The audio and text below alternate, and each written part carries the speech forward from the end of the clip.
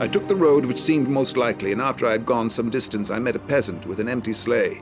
"Warsaw!" I cried, showing him a ducat. He understood me and lifted a coarse mat with which he covered me when I got into the sleigh, and then set off at a gallop. All at once, Branitzky's bosom friend, came galloping furiously along the road with his bare sword in his hand. He was evidently running after me. Happily, he did not glance at the wretched sleigh in which I was, or else he would have undoubtedly murdered me. Prince Lubomorsky arrived and gave us all a surprise by recounting the strange occurrences which had happened after the duel.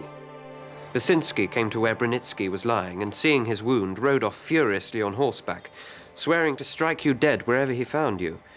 He fancied you would be with Tomatis and went to his house. He found Tomatis with his mistress, myself, and Count Moczynski, but no Casanova was visible. He asked where you were, and on Tomatis replying that he did not know, he discharged a pistol at his head. At this dastardly action, Count Moczynski seized him and tried to throw him out of the window, but the madman got loose with 3 cuts of his sabre, one of which slashed the Count on his face and knocked out 3 of his teeth.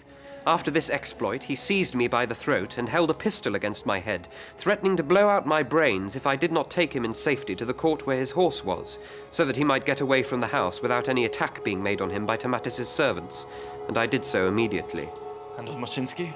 Moczynski is in the doctor's hands and will be laid up for some time. It is very fortunate that you took refuge here. Fortunate indeed. The chief marshal has had the monastery surrounded by 200 dragoons, ostensibly to prevent your escape, but in reality to defend you against Branitzky's soldiers. The doctors have said that the Postoli is in great danger if the ball has wounded the intestines, but if not, they answer for his recovery. His fate will be known tomorrow. Both recovered, and Count Branitzky became an old man. He died in 1819 when he was 89 years old. The king has been to see him, and the general who was present told His Majesty that the only thing that saved your life was your threat to aim at Branitzky's head. This frightened him, and to keep your ball from his head, he stood in such an awkward position that he missed your vital parts. Otherwise he would undoubtedly have shot you through the heart, for he can split a bullet into 2 halves by firing against the blade of a knife. And I count myself doubly fortunate. It was also a lucky thing for you that you escaped Basinski, who never thought of looking for you in the wretched sleigh. My lord, the most fortunate thing for me is that I did not kill my man outright. Otherwise I should have been cut to pieces as I went to his help by his servants who stood over me with drawn swords. Scoundrels! Only the Postoli ordered them to leave me alone.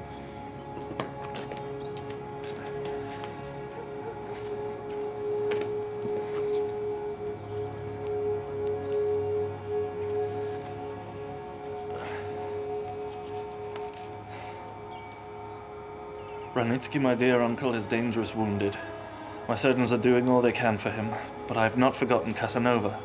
You may assure him that he is pardoned, even if Branitzky should die. After this pleasant news, I felt in need of a rest, and my lords left me.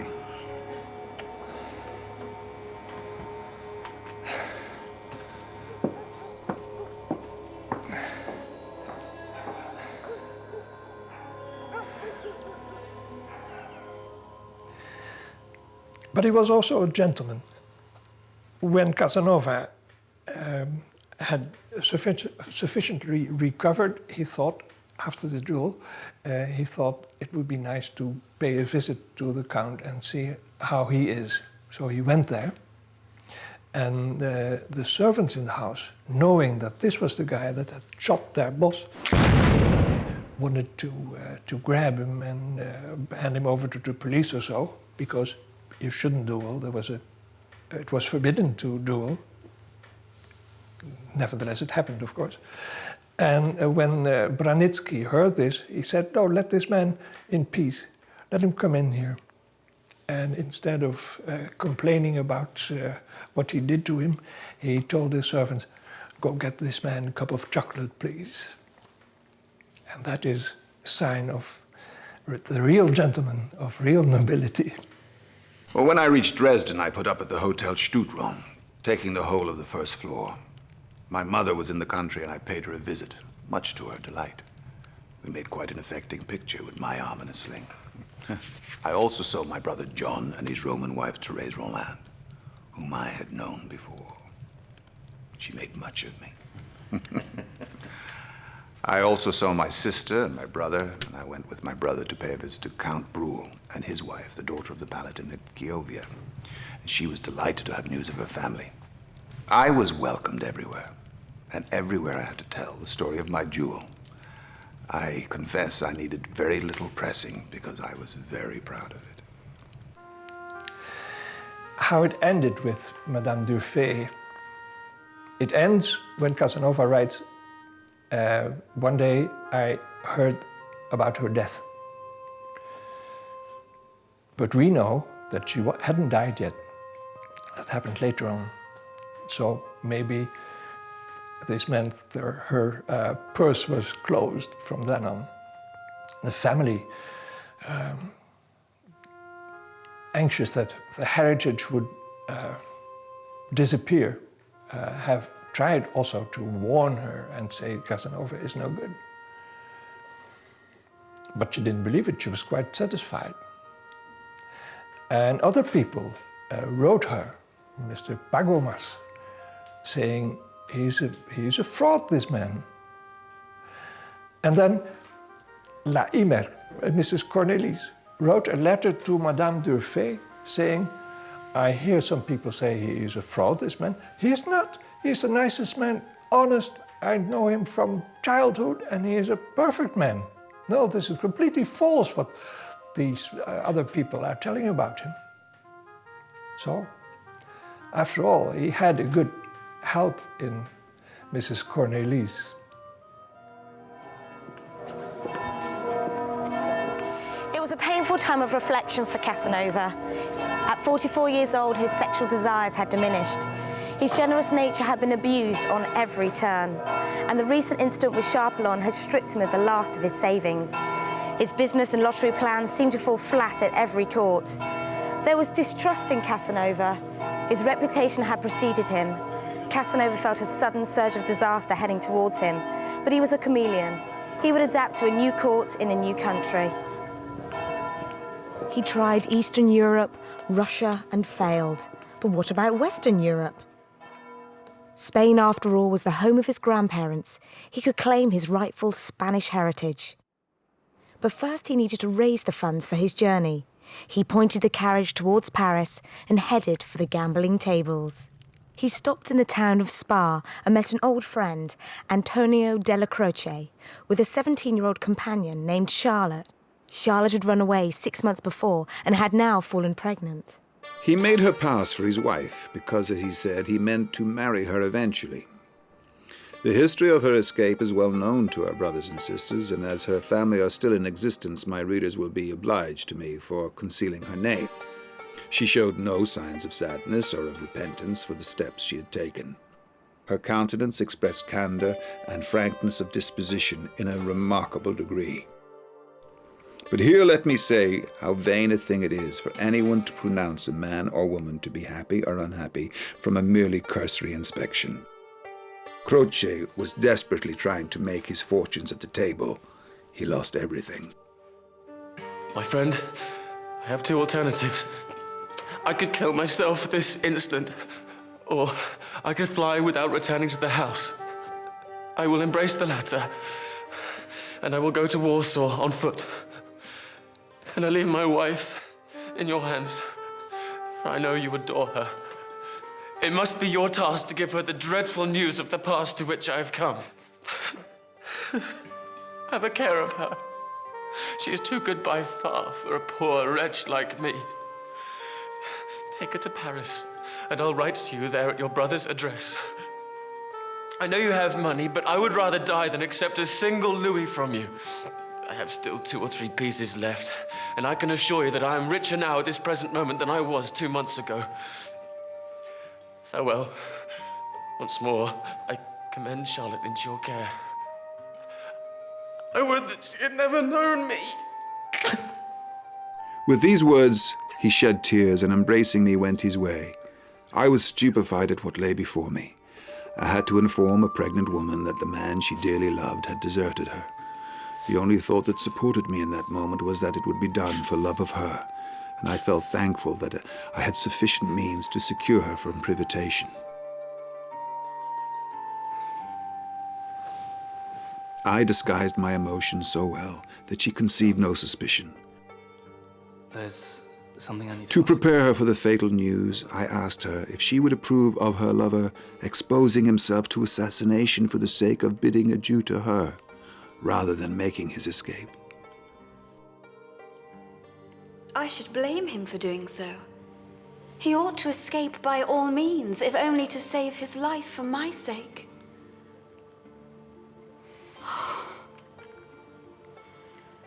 Has my husband done so? Oh, speak openly to me.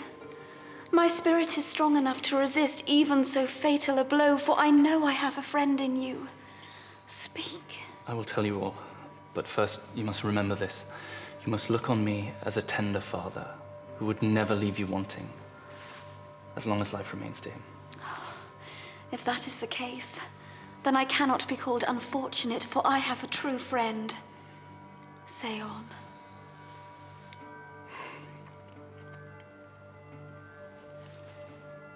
He played the tables, and he lost everything. I told her all that Croce had told me, not omitting his last words. I commend Charlotte to your care. I would that she had never known me. For a few minutes she remained motionless, as one turned to stone. By her attitude, by her labored and unequal breath, I could divine somewhat of the battle between love and anger and sorrow and pity that was raging in the noble breast. I was cut to the heart. At last she wiped away the big tears that began to trickle down her cheeks, and turning to me, sighed. Dear friend, since I can count on you, I am far indeed from utter misery. I swear to you, Charlotte, I will never leave you until I have placed you again in your husband's hands, provided I do not die before. That is enough. I swear eternal gratitude, and to be as submissive to you as a good daughter ought to be.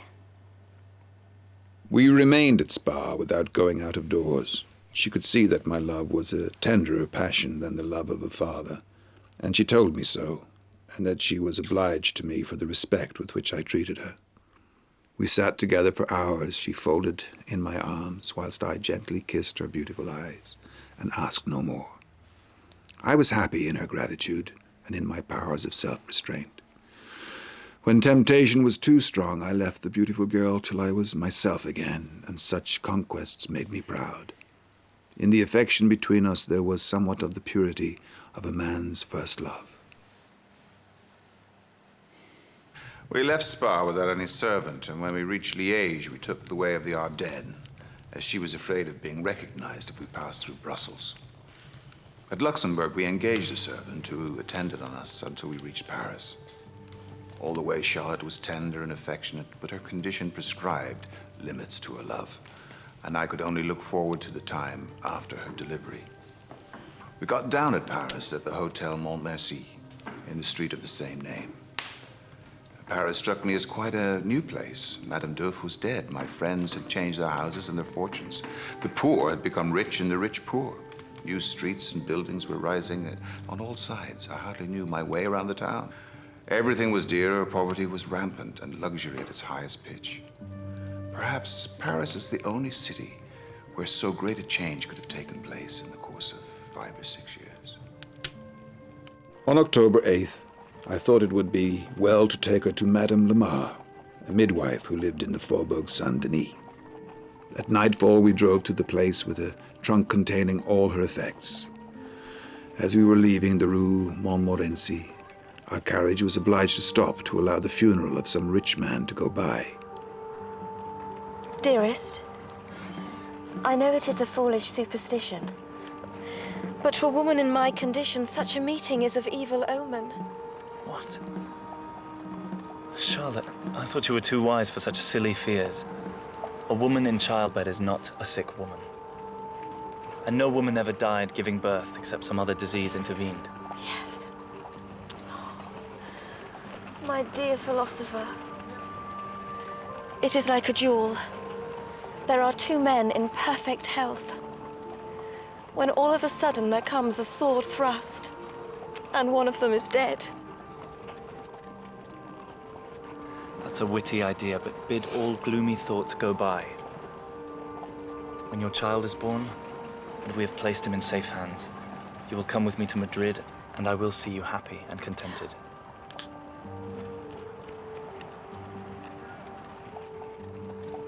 All the way I did my best to cheer her, for I knew only too well the fatal effects of melancholy on a pregnant woman, especially in such a delicate girl as Charlotte. On October 13th, Charlotte was attacked with a fever which never left her. On the 17th, she was happily delivered of a boy, which was immediately taken to the church and baptized at the express wishes of her mother. Charlotte wrote down what its name was to be: Jacques after me, Charles after her, son of Antonio della Croce and of Charlotte. She gave her real name. When it was brought from the church, she told Madame Lamar to carry it to the Foundling Hospital with a certificate of baptism in its linen. I vainly endeavored to persuade her to leave me the care of the child. She said that if it lived, the father could easily reclaim it.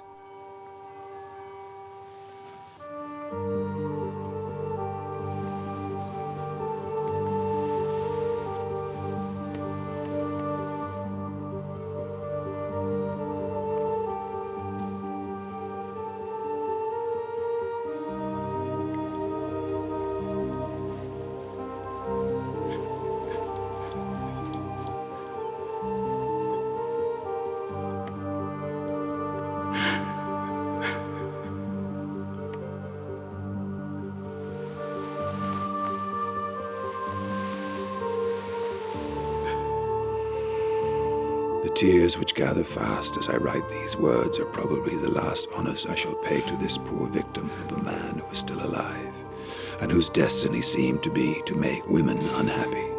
I sat weeping by the bed of her I loved so dearly, and in vain Madame Lamar tried to induce me to come and sit with her. I loved the poor corpse better than all the world outside.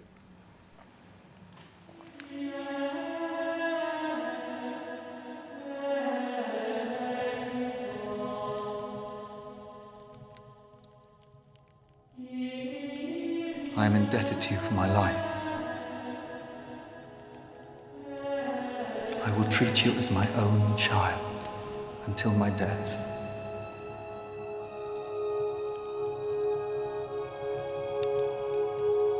And you may be certain of always finding me your friend.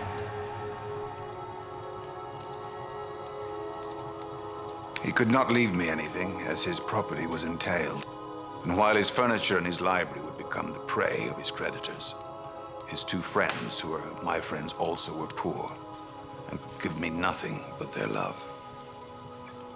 The dreadful news was accompanied by a bill of exchange for 1,000 crowns, which he had sent me 24 hours before his death, foreseeing that it would be the last gift he would ever make to me.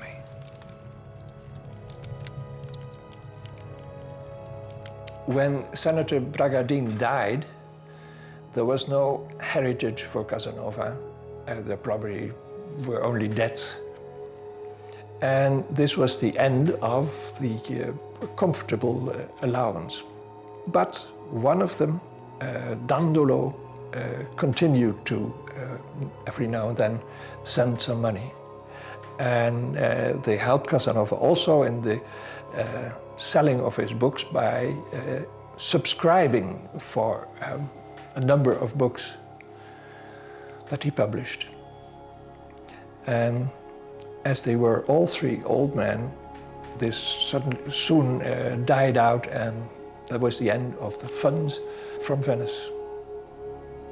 Casanova received a lettre de cachet from the King of France forcing him to leave the country. It's probable that it was a request of Madame de Uffay's family for his expulsion, for lying and cheating her out of so much money. He was given 24 hours to leave Paris and 3 days to leave the country. The reason assigned was simply, it's our good pleasure. In November 1767, Casanova left for Spain. It was his plan for a final escape. He headed to Pamplona, home of the ball running. He crossed the edge of the great Castilian steppes, past castles and windmills like Don Quixote. He travelled along the worst roads in Europe to the gates of Madrid. Casanova presented his credentials to the court of the King of Spain and waited for an audience. Casanova went looking for a girl to take to the ball and dance the fandango. In the end, he did find a girl. Her name was Ignacia, and she was a cobbler's daughter. He saw her at church and decided to follow her home, knock on the door and ask her father's permission. He came back with an answer later that day. He agreed that she could go to the ball on one condition, that her mother could go along with them and wait in the carriage whilst they were at the ball. The next day, I sent to the gentleman cobblers a tradesman with dominoes, masks, and gloves. But I took care not to go myself. I hired a carriage to seat 4, and at nightfall I drove to the house of my pious partner, who was quite ready for me. The happy flush on her face was a sufficient index to me of the feelings of her heart. We got into the carriage with the mother, who was wrapped in a vast cloak, and at the door of the dancing room we descended, leaving the mother in the carriage. As soon as we were alone, my fair partner told me that her name was Donna Ignacia. We entered the ballroom and walked around several times. Donna Ignacia was in such a state of ecstasy that I felt her trembling, and this augured well for my amorous project. Though liberty, nay license, seemed to reign supreme, there was a guard of soldiers ready to arrest the first person who created any disturbance. We danced several minuets and square dances, and at 10 o'clock we went into the supper room, our conversation being very limited all the while, she not speaking for fear of encouraging me too much, and I on account of my poor knowledge of her Spanish language. However, we spoke the language of love. At last the ball was over, and we went out and got into the carriage. The mother woke up, and the coachman drove off, and I, taking the girl's hands, would have kissed them. However, she seemed to suspect that I had other intentions, and held my hands clasped so tightly that I believe I should have found it a hard task to pull them away. In this position, Donna Ignacia proceeded to tell her mother all about the ball and the delight it had given her. She did not let go my hands until we got to the corner of their street, when the mother called out to the coachman to stop, not wishing to give her neighbors occasion for slander by stopping in front of their own house. The next day I sent for the domino, and in it I found a letter from Donna Ignacia, in which she told me that a Don Francisco de Ramos would call on me, that he was her lover, and that he would inform me how to render her and myself happy. Don Francisco wasted no time, for the next morning at 8 o'clock my page sent in his name. He told me that Donna Ignacia, with whom he spoke every night, she being at her window and he in the street, had informed him that she and I had been at the ball together. She had also told him that she felt sure I had conceived a fatherly affection for her, and she had consequently prevailed upon him to call on me, being certain that I would treat him as my own son. She had encouraged him to ask me to lend him 100 doubloons, which would enable them to get married before the end of the carnival. Casanova decided to take his chances on Ignacia one last time. There was a ball that very evening, so he went round to their home to ask her to join him. Donna Ignacia thanked me for honoring her with a visit, adding that she would never have gone to the ball if it had not been for me, and that she never hoped to go to it again, as I had doubtless found someone else more worthy of my attentions. I found no one worthy to be preferred before you. If you would like to go to the ball again, I would be most happy to take you. The father and mother were delighted with the pleasure I was about to give to their beloved daughter.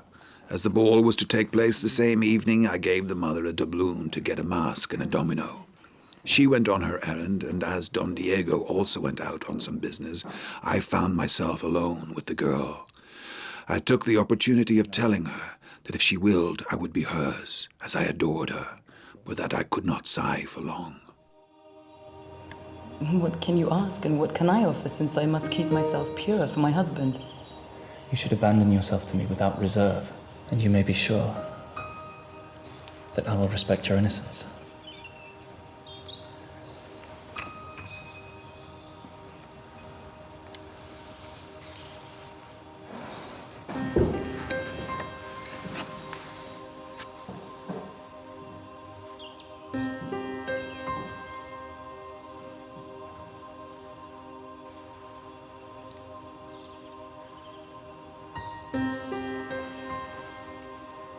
You will find me polite and respectful and not in the least affectionate for the rest of the evening. My sense of duty obliges me to repulse you in spite of myself. I liked this metaphysical line of argument. I saw that I had only to destroy the idea of duty in her, and all the rest would follow. What I had to do was to enter into an argument and to bear away the prize directly. I saw her at a loss for an answer. If your sense of duty obliges you to repulse me in spite of yourself, then your duty is a burden on you. If it is a burden on you, it is your enemy. And if it is your enemy, why do you suffer it thus lightly to gain the victory? If you were your own friend, you would at once expel this insolent enemy from your coasts. That may not be. Yes, it may. Shut your eyes. Like that. I immediately laid hands on a tender place. She repulsed me, but more gently and not so seriously as before. You may, of course, seduce me, but if you really love me, you would spare me the shame. Dearest Ignatia, there is no shame in a woman giving herself up to the man she loves. Love justifies all things. If you do not love me, I ask nothing of you. But how can I convince you that I'm actuated by love and not by complacence? Leave me to do as I please, and my self-esteem will help me to believe you. But as I cannot be certain that you will believe me, then my duty plainly points to a refusal.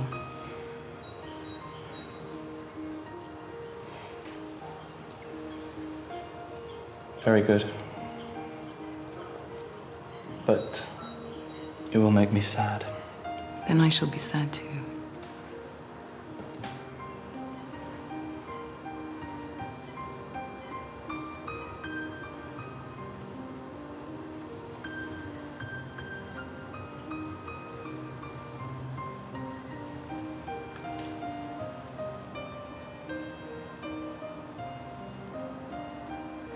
Thus the first step had been taken, and Donna Ignacia felt it would be ridiculous not to join in with my conversation at the ball, which all tended to procuring the pleasure of spending our nights together. She found me affectionate all the evening, and at supper I did my best to get her everything she wanted. I made her see that the part she had at last taken was worthy of praise and not blame. I filled her pockets with sweets, and put into my own pockets 2 bottles of ratafia, which I had handed over to the mother, who was asleep in the carriage. Donna Ignacia gratefully refused the quadruple I wished to give her, saying that if it were in my power to make such presents, I might give the money to her lover whenever he called on me. Certainly, but what shall I say to prevent him taking offense? Tell him it is on account of what he asked you. He is poor, and I'm sure he's in despair at not seeing me in the window tonight. I shall tell him I went to the ball with you to please my father. Very well.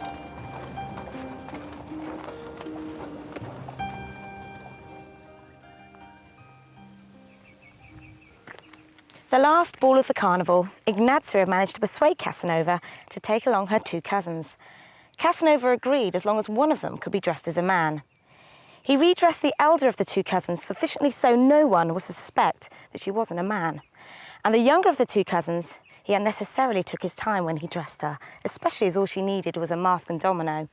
That way, he didn't have to rush the moment when it came to dressing Ignacia. Next came the turn of Don Diego's daughter, and as soon as I had her in the closet, I did my pleasure on her, she submitting with an air that seemed to say, "I only give in because I can't resist."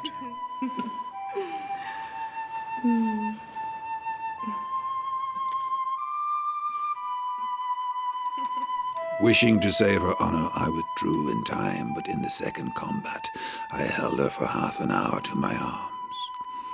However, she was naturally of a passionate disposition, and nature had endowed her with the temperament able to resist the most vigorous attacks.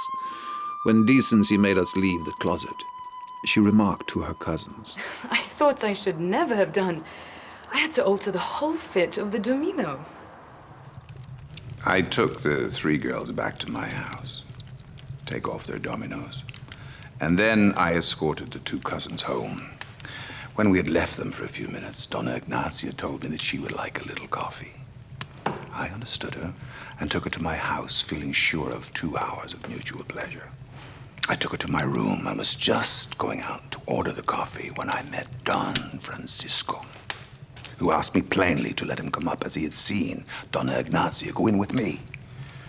I had sufficient control to conceal my disappointment, and I said, come in, adding that his mistress would be delighted at this unexpected visit. I went upstairs and he followed me, and I showed him into the room, congratulating the lady on this pleasant surprise. Donna Ignacia feigned to be persuaded and asked her lover to sit down, but she did not speak another word to him, confining her remarks to me, saying how much she'd enjoyed the ball and how kind I had been to take her cousins. After he had taken a cup of coffee, Don Francisco bade us good night. I told him I hoped he would come and see me before Lent was over, but Donna Ignacia only vouchsafed him a slight nod.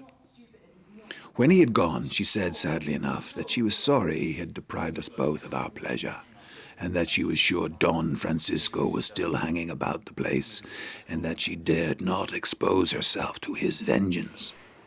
So take me home. But if you love me, come and see me again. The trick the stupid fellow has played me shall cost him dear. Are you sure I don't love him? Quite certain. For you love me too well to love anybody else. Donna Ignacia gave me a hasty proof of her affection, and I escorted her home, assuring her that she would be the sole object of my thoughts as long as I stayed in Madrid. He left Madrid and headed to Valencia. He arrived there in September 1768. Whilst he was at a bullfight, he met a lady named Nina Bergonzi, an Italian dancer who was the mistress of Count Riclas. He couldn't stop staring at her and the ill-looking companion she was with. Casanova was informed that she wished to know who he was. It turned out she was Venetian, and the elderly, ill-looking gentleman was the Count, who was very much in love with her. In fact, he gave her 50 doubloons daily, and it was in her nature to not let a day pass without committing some act of expensive folly. She told Casanova that the Count was too old and impotent, and she was looking at him for sexual services. Casanova agreed that she could pay for his room at the inn. This was the first time a lady had paid for Casanova. The tables had now turned. She insisted that Casanova visit her daily.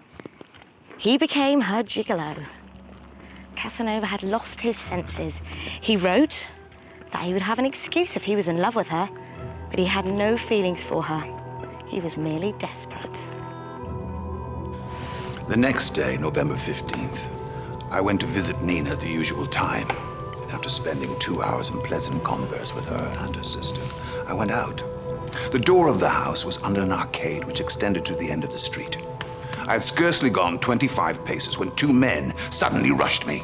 I stepped back, drawing my dagger and exclaiming, "Assassins!" And then, with a rapid movement, I thrust my blade into the body of the nearest assailant.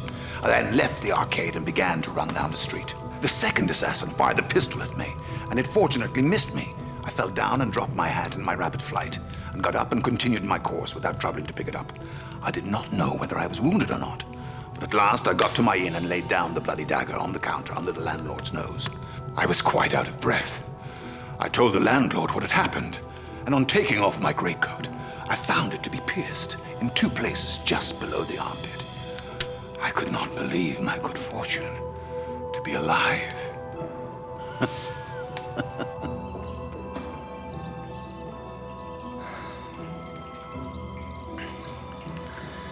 I leave my dagger and great cloak in your charge.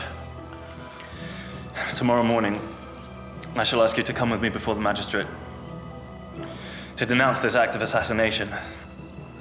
For if the man dies, it must be shown that I only slew him to save my own life. I think your best plan would be to leave Barcelona immediately. Then you think I have not told you the strictest truth? I am sure you have. I know whence the blow comes. And God knows what will befall you.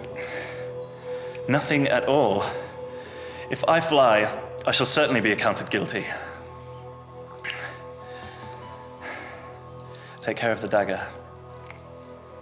They tried to assassinate me, but I think the assassins got the worst of it.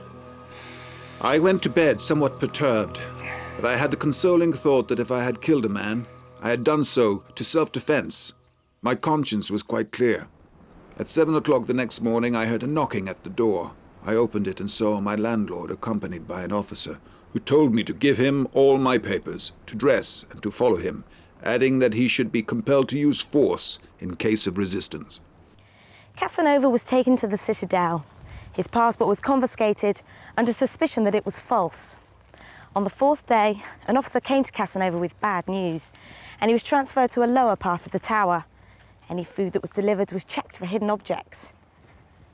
Casanova was incarcerated for 42 days. He spent 6 weeks in jail while his passport was taken to Madrid for certification.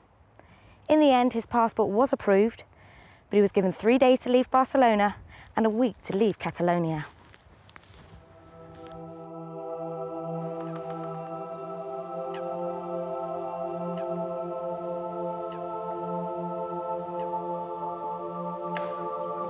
I went back to my inn and asked the landlord to bring my bill.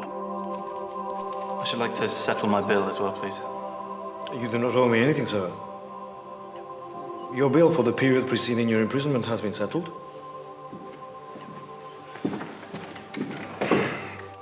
I also received orders from the same source to provide for you during your imprisonment and as far as you stayed in Barcelona. Did you know how long I should remain in prison? No, I was paid by the week. Who paid you? You know very well. Have you had any note for me? Nothing at all. What has become of the valet de place? I paid him and sent him away immediately after your arrest. I should like to have him with me as far as Perpignan. You are right. And I think the best thing you can do is to leave Spain altogether. For you will find no justice in it. What do they say of my assassination? They say that you fired the shot that people heard yourself. And that you made your own dagger bloody. For no one was found there, either dead or wounded. That's an amusing theory. Where did my hat come from? It was brought to me 3 days after. What a confusion. Was it known that I was shut up in the tower? Oh, everybody knew it. And 2 good reasons were given for it. The one in public, the other in private. What are these reasons? The public reason was that you had forged your passports. The private one, which was only whispered at the ear, was that you had been spending all your nights with Nina. You might have sworn that I never slept out of your inn. I told everyone as much, but no matter. You did go to her house. And for a certain nobleman, that's a crime. I am glad you did not fly as I advised you, for as it is, your character is cleared before everybody. I should like to go to the opera this evening. Take me a box. It shall be done. But do not have anything more to do with Nina. No, my friend. No, I have made up my mind to see her no more.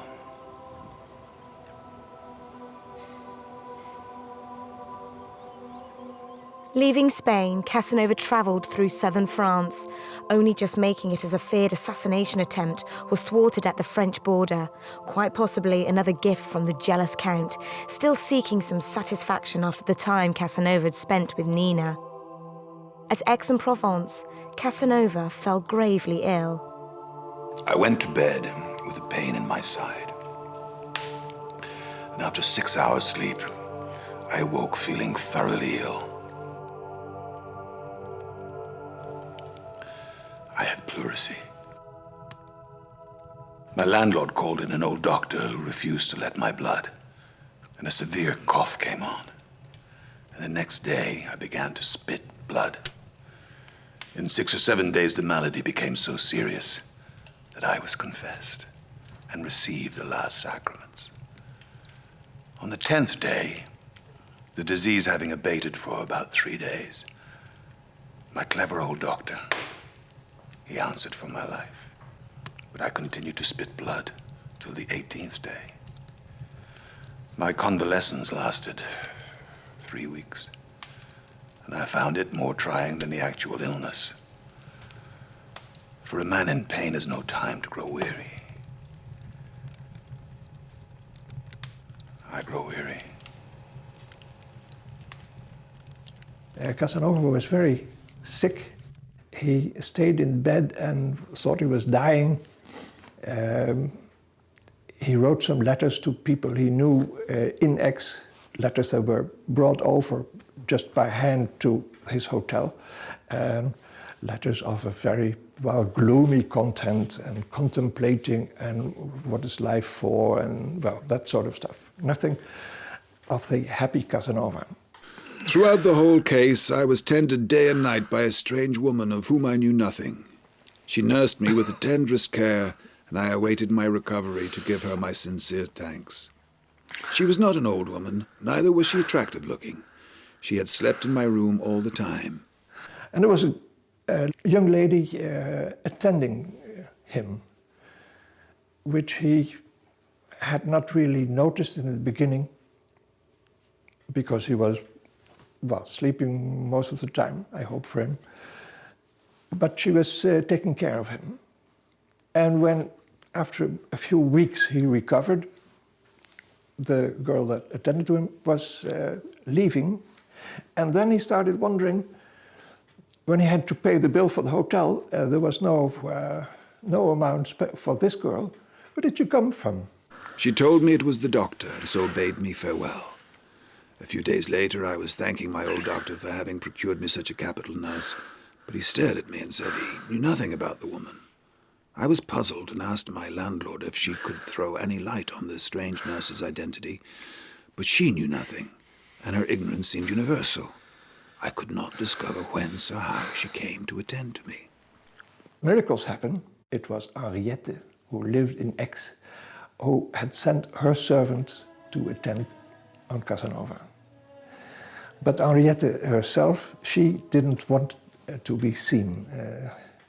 She hid. Farewell. My lord, the most fortunate thing for me is that I did not kill my man outright. Otherwise I should have been cut to pieces as I went to his help by 3 of his servants who stood over me with drawn swords. The only thing that saved your life was your threat to aim at Brunitsky's head. You may assure him that he is pardoned, even if Brunitsky should die. My spirit is strong enough to resist even so fatal a blow, for I know I have a friend in you. We spoke the language of love. My dear philosopher, it is like a duel. And then, with a rapid movement, I thrust my blade into the body of the nearest assailant. I will treat you as my own child until my death. My sense of duty obliges me to repulse you in spite of myself. You may, of course, seduce me, but if you really love me, you would spare me the shame. No, I have made up my mind to see her no more. I awoke feeling thoroughly ill. I had pleurisy. He stayed in bed and thought he was dying. It was Henriette, who lived in Aix, who had sent her servant to attend on Casanova. Henriette is not her real name. So who was she? Heavenly creature. I have not forgotten Henriette. Why from me and not from you? Because you would not give her any pleasure. Casanova hid away in a small village in Bohemia, sharpened his pen, and wrote against the French Revolution. Please take care of my letter.